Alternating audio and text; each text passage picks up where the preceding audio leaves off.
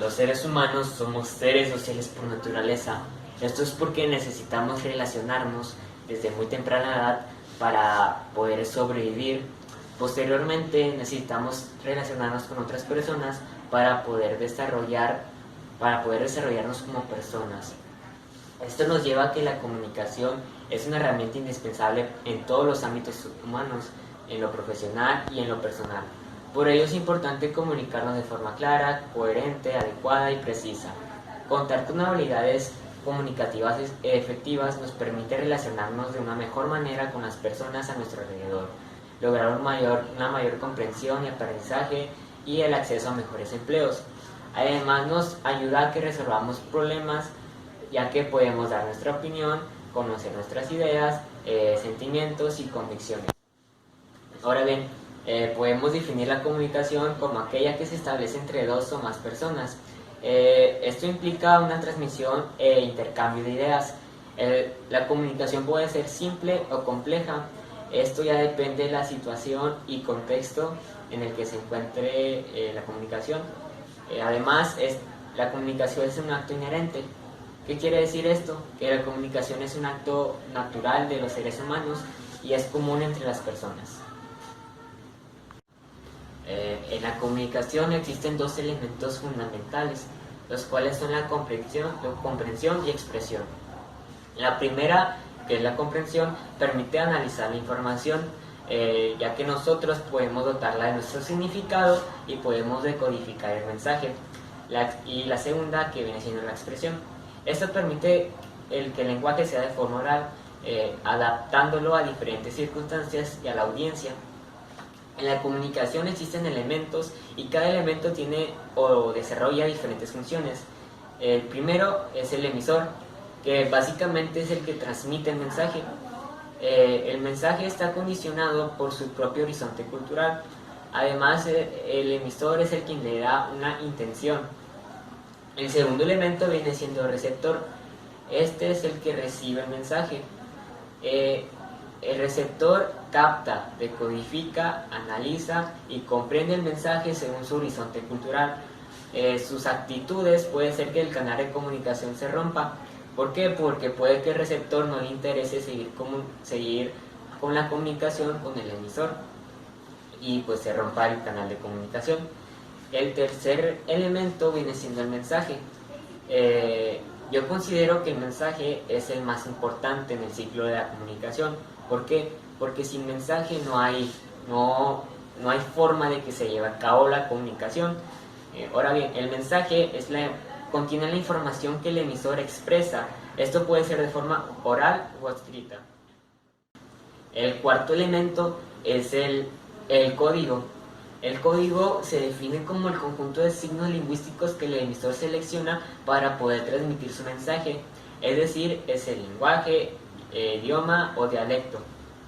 El receptor debe conocer con claridad el código, porque si no lo conoce, no puede comprenderlo totalmente, no puede comprender totalmente el mensaje. Un ejemplo viene siendo cuando, por ejemplo, nosotros hablamos español y nos queremos comunicar con alguien, pero no habla español. Entonces esto va a hacer que el canal de comunicación se rompa, porque pues el código no va a ser el mismo entre los locutores. El quinto elemento de la comunicación es el canal de comunicación, el cual es el medio por el cual circula la información. Esto puede ser de forma oral o escrita o por vía internet. El sexto elemento es el contexto. El contexto se define como el conjunto de circunstancias que condicionan el momento de la interacción entre los locutores. Si pretendemos ser componentes en el uso de la lengua, es necesario entender los siguientes aspectos. La comunicación debe ser adecuada entre el emisor, el receptor, el contexto y el tema del que se trate. Por ejemplo, si nosotros vamos a exponer un tema en la escuela, debemos estar preparados con anterioridad y utilizar un lenguaje formal. En cambio, si nosotros somos los maestros y vamos a impartir clase en una primaria, debemos de adaptarnos al lenguaje que utilizan los niños. Por tanto, Es necesario tener claro que los mensajes del emisor dependen de las características del receptor, del contexto y de la intención del emisor. El siguiente punto es la eficiencia y calidad. La eficiencia y calidad de un mensaje podrán medirse si se logra que el receptor comprenda el mensaje que se le da a conocer. La eficiencia y calidad se pueden medir mediante encuestas, entrevistas o exámenes después de que hubo una comunicación para saber si se comprendió totalmente el mensaje que se trató de conocer. Por último, entre las características más relevantes de la comunicación oral están las siguientes. La primera es que requiere que al menos que exista al menos un emisor y un receptor de mensajes, así como los canales básicos de la voz y audición, porque si no existe un receptor, pues no va a haber comunicación porque no estás dando tu mensaje a alguien. La segunda es de carácter efímero, es decir, se desvanece en cuestión de segundos y dura hasta que se pronuncie la última palabra. La tercera característica es que tiende a la diversidad. Es conocida como variaciones del lenguaje. Por ejemplo, aquí en México nosotros hablamos el español, pero alrededor, en los diferentes estados de México, tenemos variaciones del lenguaje.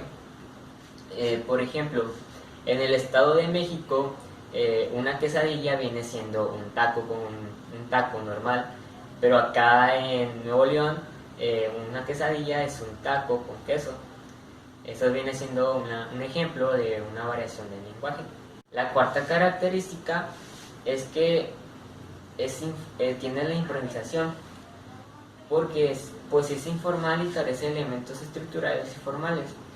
Es decir, que nosotros no tenemos un guión planeado cuando vayamos a entablar comunicación con una persona.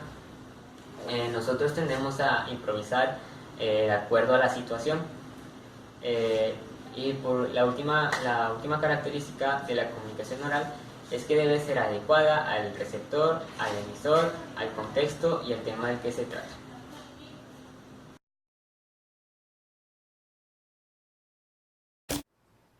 Buenas tardes, yo les voy a hablar acerca de las habilidades lingüísticas para ser un gran comunicador oral. ¿Se han puesto a pensar qué serían las personas sin la comunicación? ¿Lo han pensado en serio? El mundo estaría sepultado de un gran silencio y no existiría la interacción entre la sociedad ni las personas. Por lo tanto, la comunicación oral lo es todo para los humanos. Es por eso que me gustaría enfocarme en este tema y ver los puntos más importantes. Una habilidad es la capacidad que tienen las personas de realizar una actividad con gran facilidad. Esto lo dice Treviño López en su libro Estrategias para un organizador gráfico. Yo les voy a hablar de dos tipos de habilidades que necesita un gran comunicador oral. Son dos, las innatas y las aprendidas. Las innatas son las que son de manera natural, son con las que naces, como la simpatía que puede tener un emisor y su receptor. Y las habilidades aprendidas serían esas que tienes que perfeccionar hasta que ya las tengas bien dominadas. Para lograr una comunicación oral de manera más efectiva, debemos aplicar la regla de la triple V propuesta por Albert Meramian, que significa los elementos vocales, los elementos visuales y los elementos verbales. Los elementos visuales serían aquellos que se relacionan desde la vestimenta hasta tu material de apoyo. Los elementos vocales sería la modulación, el tono de voz y entonación, que según Meramian dice que esto depende mucho de qué tan efectivo va a ser el mensaje. Y los elementos verbales serían todas las palabras y métodos lingüísticos que utilizamos. El saber hablar y el saber escuchar es muy importante para llevar a cabo una comunicación efectiva. La comunicación oral se divide en tres actos. El acto locutivo, que es lo que se dice, el acto ilocutivo, que es la intención del mensaje, y el acto perlocutivo, que es lo que se quiere dar a entender, la efectividad del mensaje. La comunicación oral está compuesta por dos agentes, que sería el emisor y el receptor. El emisor es el que transmite la información y el receptor es el que la recibe. Y cuando se voltean los papeles de estos dos agentes involucrados, se le da el nombre de retroalimentación. Las habilidades lingüísticas se dividen en orales y en escritas. Las orales serían hablar y escuchar, y las escritas serían leer y escribir. También debemos recordar que el lenguaje es algo muy importante, ya que de esta manera nos podemos dar a entender con nuestro público, que según la RAE lo define como la facultad que tiene el ser humano para expresarse con los demás por medio de palabras o simbologías. Recalcando, me gustaría decirles que saber hablar y saber escuchar es algo demasiado importante en la comunicación así la comunicación oral también es muy importante para el ser humano, ya que así nos podemos dar a entender y podemos sacar todo lo que traemos dentro. Usar la fórmula de las triple V es de gran importancia también, porque así podemos ser un gran comunicador oral. Muchas gracias, mi nombre es Jimena Cano. En la actualidad, la sociedad exige un nivel de comunicación oral tan alto como el escrito. Es por eso que es importante la presentación en público, ya que una persona que no logra expresarse de manera clara limita su desempeño académico y laboral. El hablar en público es un medio de interacción entre el comunicador y las personas. Aquí mismo se emplean diferentes elementos, tanto físicos como intelectuales, para darle una versatilidad a su discurso. Se sugieren distintas técnicas que son importantes de considerar antes y durante la realización de una presentación. La primera de ellas es conocer sobre el tema, ya que cuando tú tienes conocimiento y dominas un tema, no tienes problema si alguien te llega a cuestionar y te sientes seguro de ti mismo.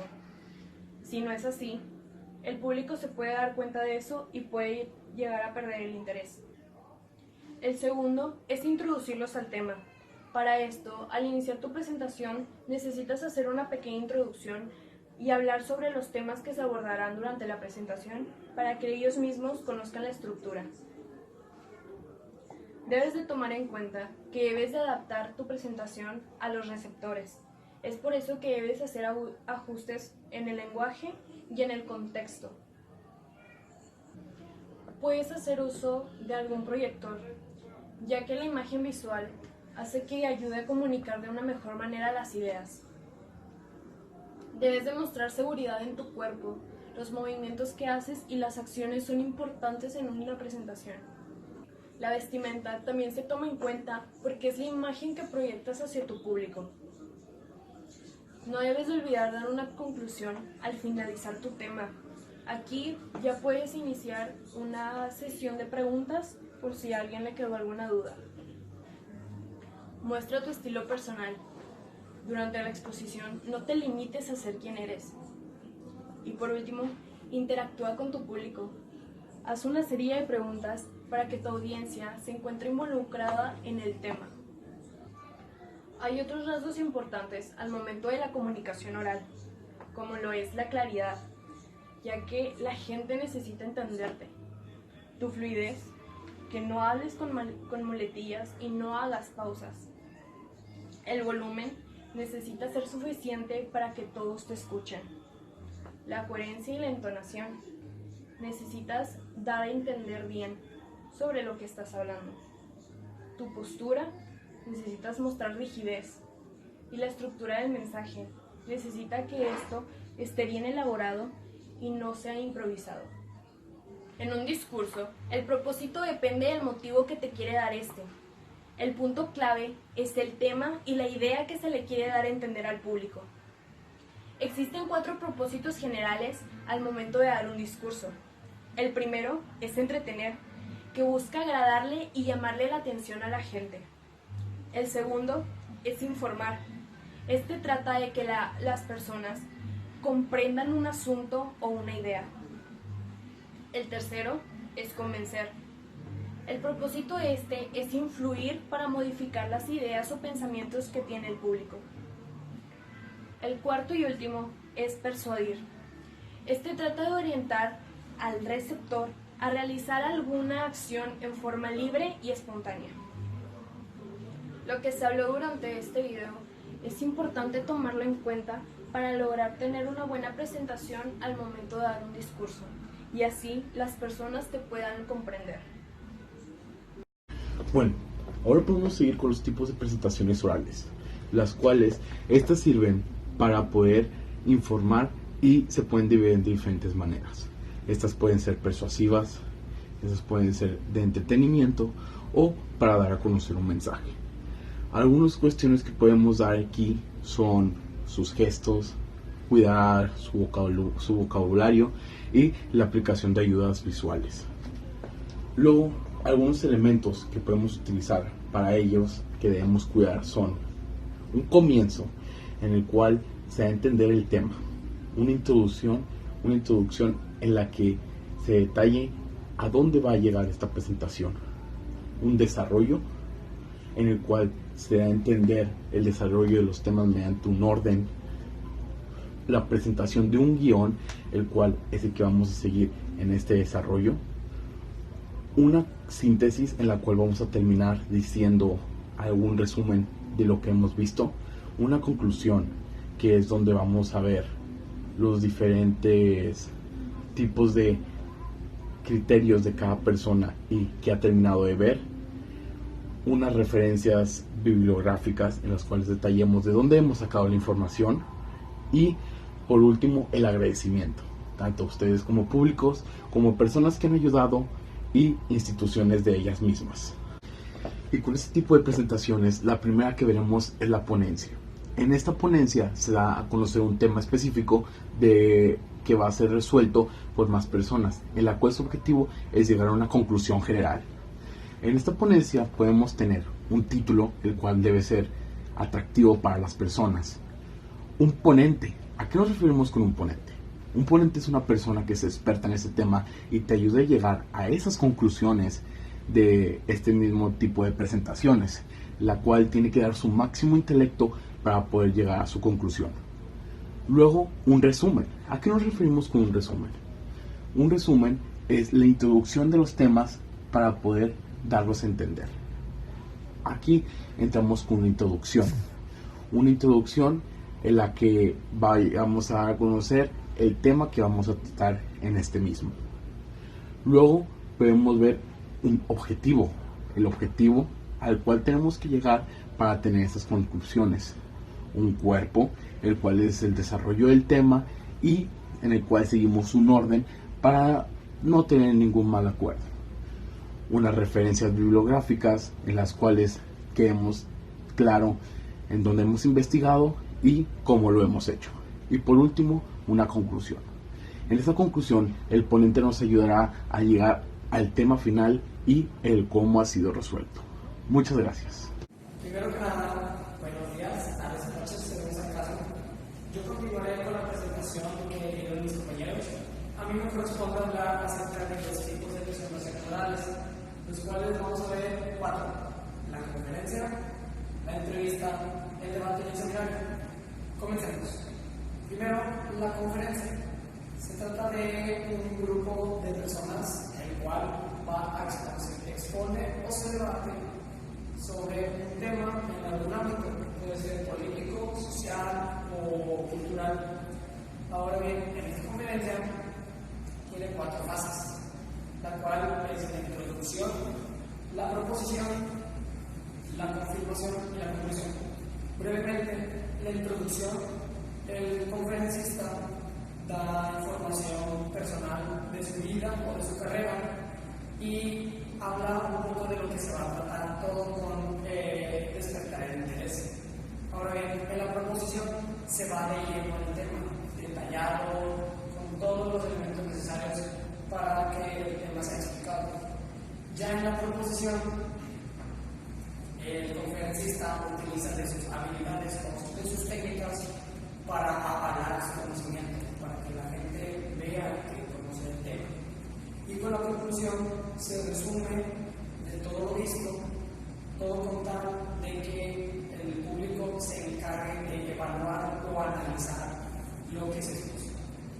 Continuando con la entrevista, es muy utilizada y es muy conocida.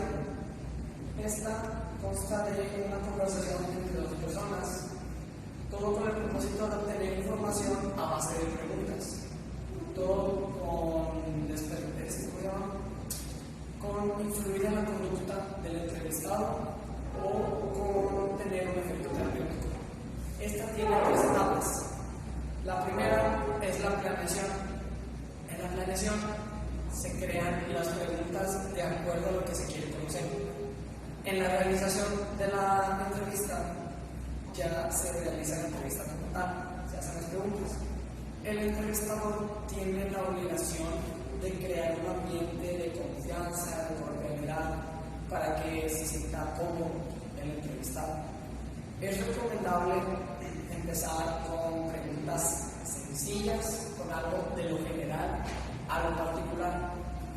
Ya ven, en la conclusión se le informa al entrevistado que el propósito se ha cumplido, ya se obtuvo la información. Si llega a un acuerdo, se menciona y también se puede hacer preguntas del tema central. Ahora bien, continuando con el debate, es una competencia intelectual en un clima de libertad, de tolerancia, de disciplina, según Pimienta Prieto. En esta competencia hay dos equipos, el defensor y el que está en contra de una situación planteada. El moderador tiene la obligación de mencionar los propósitos, de presentar todo el tema y algunos apartados que se van a llevar. Estos debates pueden ser en equipos, que son los que se suelen tratar escolarmente, o por medios televisivos, o pueden ser individuales, que se trata de los debates políticos. Ahora bien, en el debate se llevan 4 apartados.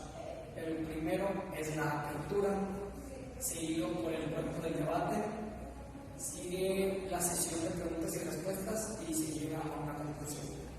Por último, de mi parte, sigue el seminario, el cual es una estrategia expositiva según el documento también, en el cual por parte del alumno se va a llevar a cabo la discusión o debate de un tema.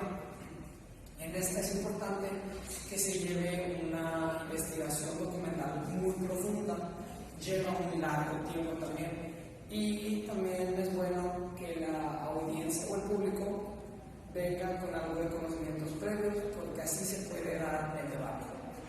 En esta se expone el tema, se explica, se debate, se da una conclusión y también puede haber un apartado de preguntas y respuestas.